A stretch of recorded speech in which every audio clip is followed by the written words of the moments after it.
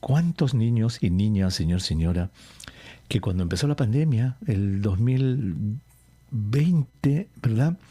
Ya estaban listos para entrar a la escuela en ese marzo del 2020. Tenían 5 añitos, 6 añitos, el 2020, en marzo. ¿Se acuerdan que empezó la pandemia en marzo? Se suspendieron las clases. Bueno, han pasado 2 años, ya deben tener 8 años, 9 años, 7 años. ¿Y sabe qué? No han estado en contacto con niños en aulas de clase. ¿Cómo va a ser eso cuando estos chiquitos vayan a la escuela ahora y encontrarse con tantos niños en un ambiente diferente? ¿Los afectará?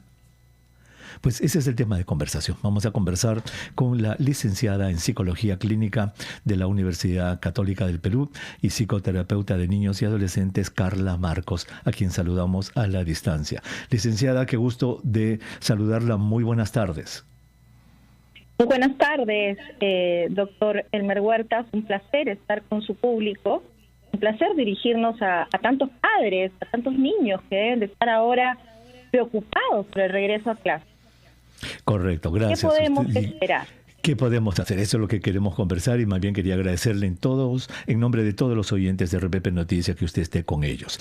Licenciada, a ver, ¿qué va a pasar con estos niñitos? A ver, para empezar, ¿puede haber choque? ¿Puede haber algún problema emocional que estos niños se enfrenten al estar de un momento a otro con tantos niños? Definitivamente la pandemia lo que ha generado es que los niños dejen de socializar, digamos, en vivo, ¿no?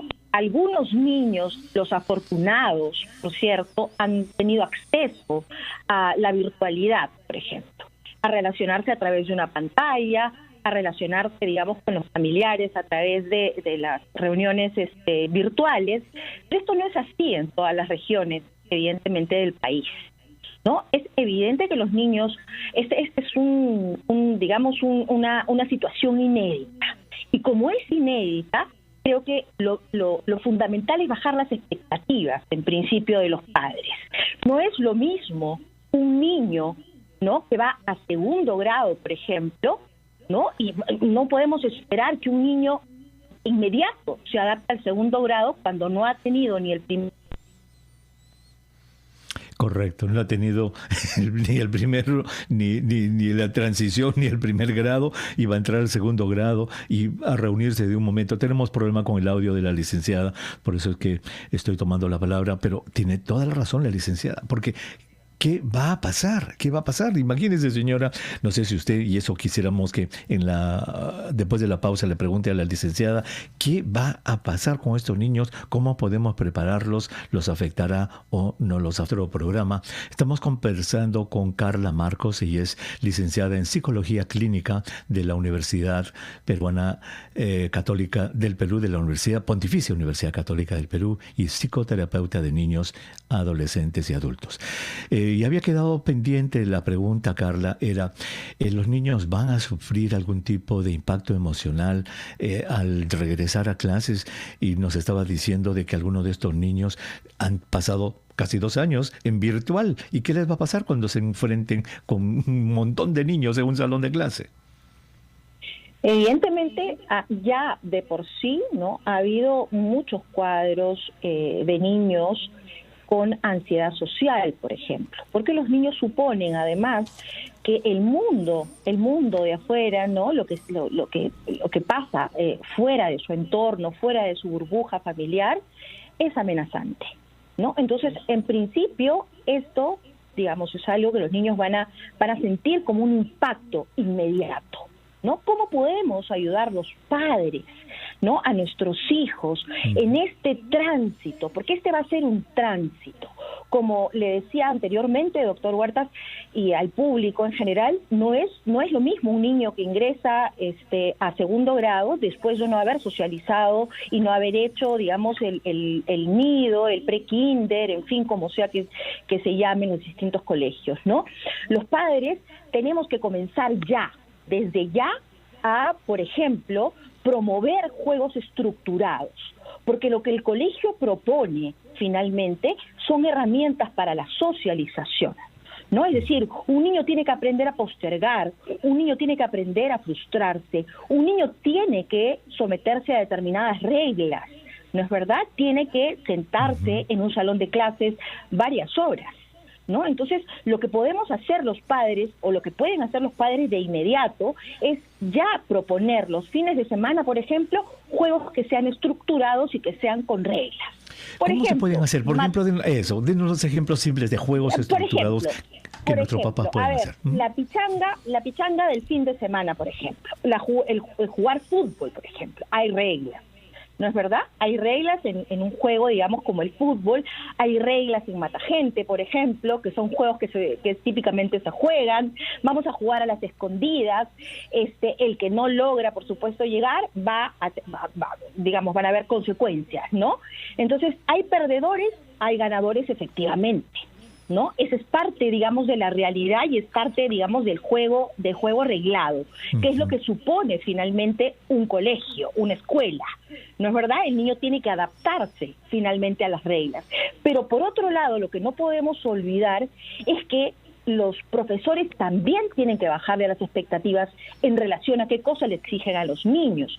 No es lo mismo un niño prepandemia que un niño que ha atravesado el periodo de pandemia.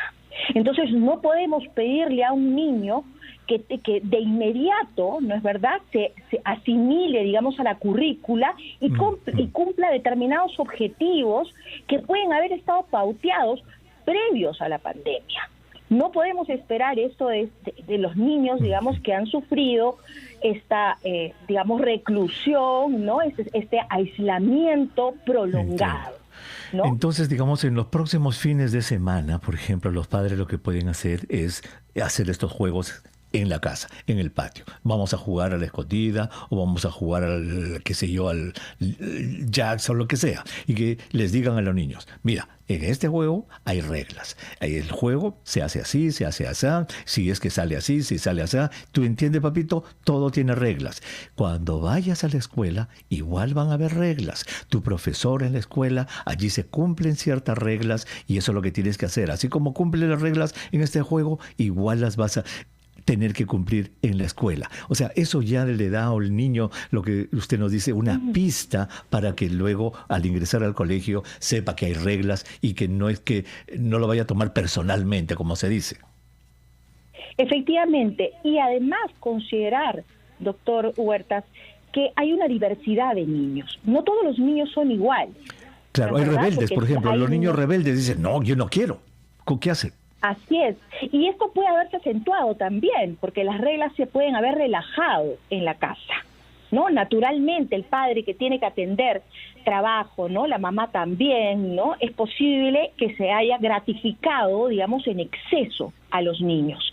Esto es algo que se va a ir corrigiendo en el lapso de tiempo, pero este va a ser un tiempo de tránsito, ¿no? Yo propongo, además, que los padres tengan también sus espacios de soporte, digamos, entre los mismos padres, ¿no? Y además digamos, que esto sea una actividad, digamos, diaria, que el padre escuche, contenga, digamos, un poco al niño, no para corregir, sino para oír, escuchar, ¿no? Y poder no necesariamente dirigir, sino, a ver, hijo, esto pasó el día de hoy, veremos cómo podría ser diferente al día siguiente. Siempre hay una nueva oportunidad, siempre hay un nuevo escenario, ¿no? Entonces, yo planteo, digamos, que los padres compartan juego con sus hijos. Hay padres que son más amigos que los hijos, ¿no? Con los hijos, ¿no? Y creo que esto es algo que tiene que potenciarse en los padres, esta flexibilidad para poder ayudar al niño a que transite al juego estructurado, por decirlo de esa manera. Muy bien. Qué interesante. Voy a pedir a algún oyente que quiera hacer un par de